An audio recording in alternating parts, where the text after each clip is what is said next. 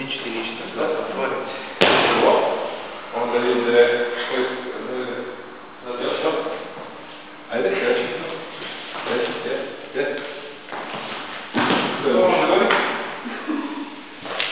Onda smo radili kujući ovoj puk ide napred i onda smo radili samo da je napred.